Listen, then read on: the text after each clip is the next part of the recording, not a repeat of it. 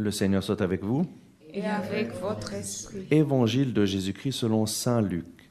Gloire à toi, Seigneur. Quand fut accompli le temps où Élisabeth devait enfanter, elle mit au monde un fils. Ses voisins et sa famille apprirent que le Seigneur lui avait montré la grandeur de sa miséricorde, et ils se réjouissaient avec elle. Le 8e jour, ils vinrent pour la circoncision de l'enfant. Ils voulaient l'appeler Zacharie, du nom de son père.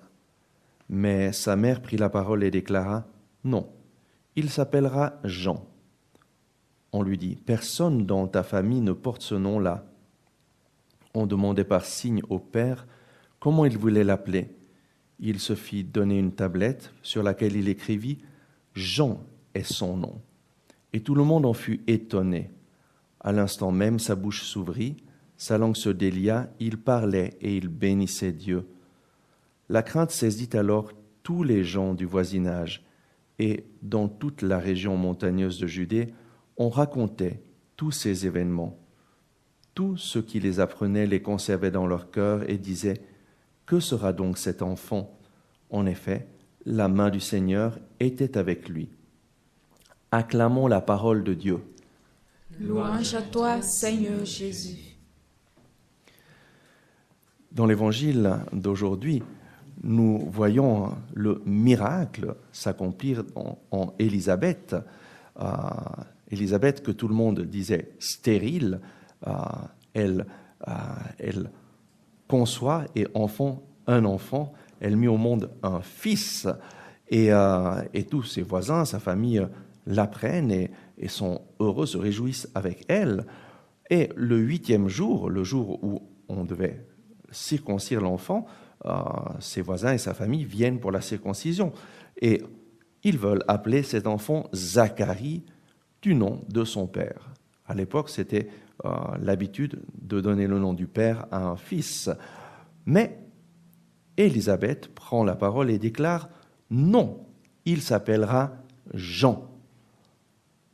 Le nom dans le peuple d'Israël, à l'époque de Jésus, c'était très important. Pourquoi ? Parce que le nom signifiait la mission d'une personne. Et le nom Jean signifie « Dieu est favorable ». Et donc, Élisabeth a dit « Non, son nom n'est pas Zacharie, son nom est Jean. Dieu est favorable ». Et alors, tout le monde lui dit « Mais personne dans ta famille ne porte ce nom-là. Pourquoi est-ce que tu veux appeler cet enfant Dieu est favorable ?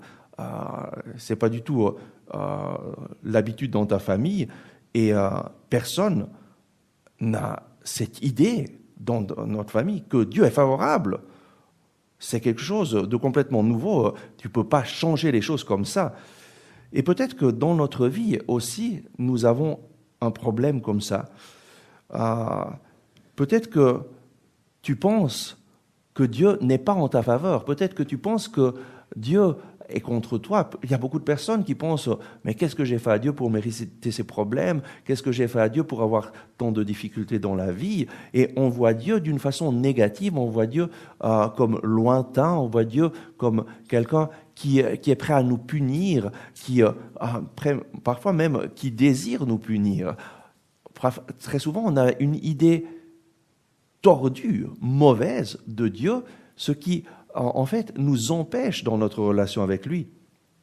Et quand on veut nous approcher de Dieu, les personnes nous disent « Mais non, ne t'en fais pas, rien ne va changer, il faut toujours, tout doit rester la même chose. Personne dans ta famille ne porte ce nom-là. » Mais Élisabeth veut l'appeler Jean. Dieu est favorable. Et alors on demande au papa, au père, comment il voulait appeler son fils, et Zacharie se fait donner une tablette et il écrit « Jean est son nom ».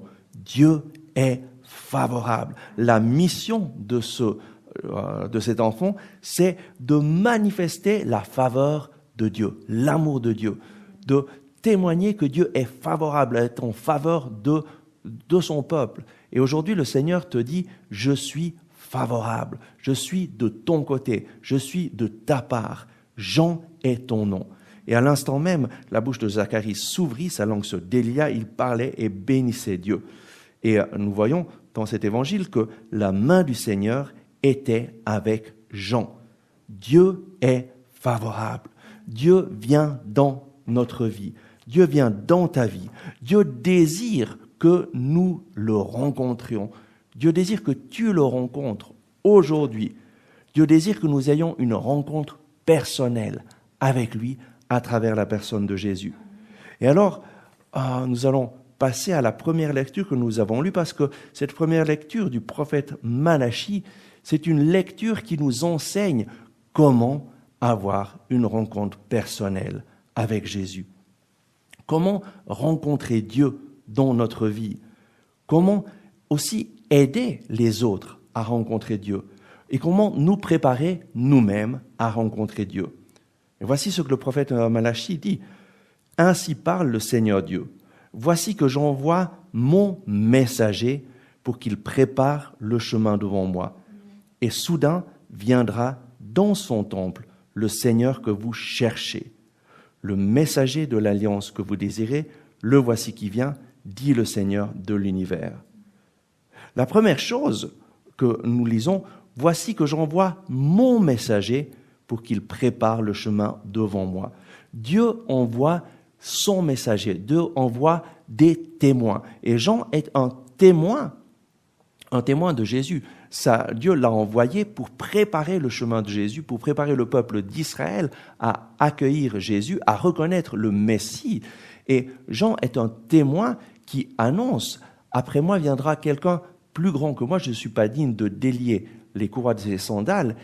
Moi, je baptise avec de l'eau, mais lui vous baptisera dans l'Esprit Saint et dans le feu. » Et lorsque Jean voit Jésus passer, il dit « Voici l'agneau de Dieu qui enlève le péché du monde. Voici celui qui vient pour résoudre, donner une solution au péché du monde. Voici l'agneau de Dieu qui enlève le péché du monde. » Jean témoigne la présence de Jésus, Jean montre Jésus et des disciples de Jean se mettent à la suite de Jésus. Dieu envoie toujours des messagers, des personnes qui témoignent leur expérience de Jésus, qui témoignent ce qu'ils ont vu, ce qu'ils ont entendu, ce qu'ils ont ressenti, pour que d'autres personnes puissent se rendre compte de la présence vivante de Jésus dans leur vie. J'envoie mon messager. Voici la première chose. Pour qu'une personne puisse avoir une rencontre personnelle avec Jésus, il y a besoin de témoins. Et moi, je me rappelle très bien, à l'âge de 22 ans, j'étais désespéré, je n'avais aucun espoir pour ma vie, j'étais déprimé. Et le Seigneur a envoyé des témoins. Je me rappelle très bien, la première fois, c'était dans une église à Sion. J'avais été parce qu'il y avait une rencontre des jeunes de Lourdes et je voulais voir des gens pour sortir un peu de mes idées noires. Et la jeune fille qui était à côté de moi, à la fin de cette rencontre, m'a dit « Jésus est ressuscité, je l'ai rencontré. Et je connais un endroit où on rencontre Jésus vivant ressuscité. » Et moi, j'étais très surpris parce que jamais je n'avais entendu parler d'un Jésus vivant, ressuscité, qui peut transformer ma vie. Et elle m'a témoigné comment Jésus avait transformé sa vie et ce qui m'a donné l'envie de rencontrer ce Jésus. Et donc, j'ai décidé d'aller à cette retraite pour jeunes. Et à cette retraite pour jeunes, j'ai entendu le témoignage de beaucoup de jeunes gens, jeunes filles, jeunes hommes, qui me témoignaient comment Jésus les avait libérés des chaînes de drogue, des chaînes d'alcoolisme, des chaînes de sexualité dépravée, et leur avait donné une vie nouvelle. Et en entendant ces témoignages, en entendant aussi les témoignages de jeunes qui disaient qu'en lisant la Bible et en demandant à Jésus de leur parler à travers la Bible, Jésus s'était manifesté. Et en entendant ces témoignages, j'ai commencé à chercher le Seigneur, j'ai commencé à lire la Bible, j'ai commencé à le chercher de tout mon cœur. Et ma recherche du Seigneur a duré pendant 2 mois, et 2 mois où j'ai mis tout mon cœur à le chercher. J'ai consacré mon temps chaque jour 1 heure à lire la Bible, à lui demander « Jésus, si vraiment tu existes, je veux te rencontrer ». Et alors, c'est passé ce que nous avons lu dans le prophète Malachie. « Et soudain viendra dans son temple le Seigneur que vous cherchez. » Si nous voulons le rencontrer, nous devons le chercher. Et nous cherchons le Seigneur parce que quelqu'un nous a parlé, nous a témoigné de son amour et nous voulons avoir la même expérience. Soudain viendra dans son temple le Seigneur que vous cherchez. Jésus se manifeste bien dans son temple. Et qu'est-ce que c'est que son temple? Son temple, c'est notre esprit. Dieu nous a créés pour lui et notre cœur est sans paix jusqu'à ce que nous reposons en lui. Nous avons un corps et nous avons un esprit qui est fait pour Dieu et Dieu seul peut venir habiter dans le temple de notre esprit. Et lorsque nous le cherchons, soudain viendra dans son temple le Seigneur que vous cherchez. Après l'avoir cherché, le Seigneur se manifeste, et je me rappellerai toujours ce jour-là, le 26 janvier 1991, où dans une retraite, le Seigneur est venu me visiter et a transformé ma vie d'une façon extraordinaire. Il est venu faire sa demeure en moi. Moi, je le cherchais. Et Malachie continue, le messager de l'alliance que vous désirez, le voici qui vient, le Seigneur de l'univers. Qui pourra rester debout lorsqu'il se montrera?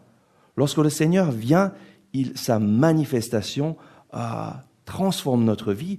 Jésus agit, Jésus transforme notre vie et il s'installera pour fondre et purifier. Il purifiera les fils de Lévi, il les affinera comme l'or et l'argent. Il y a une manifestation du Seigneur dans notre vie, une rencontre personnelle.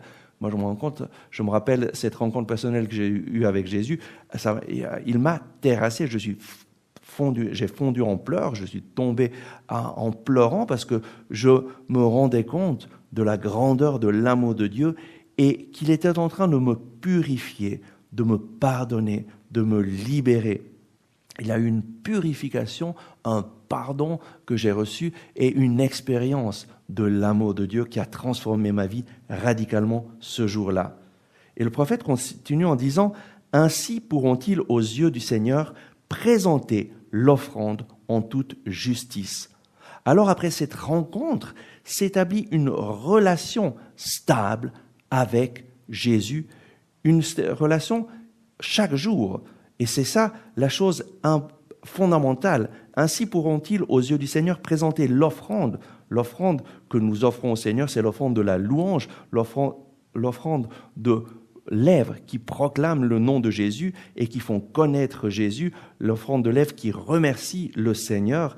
Et ça, c'est avoir une relation stable avec le Seigneur. Et c'est important de ne pas nous arrêter à l'expérience de Jésus. Il y a beaucoup de personnes qui, malheureusement, ont une expérience de Jésus forte, et puis ils ne continuent pas et ils ne présentent pas chaque jour l'offrande de leur vie au Seigneur.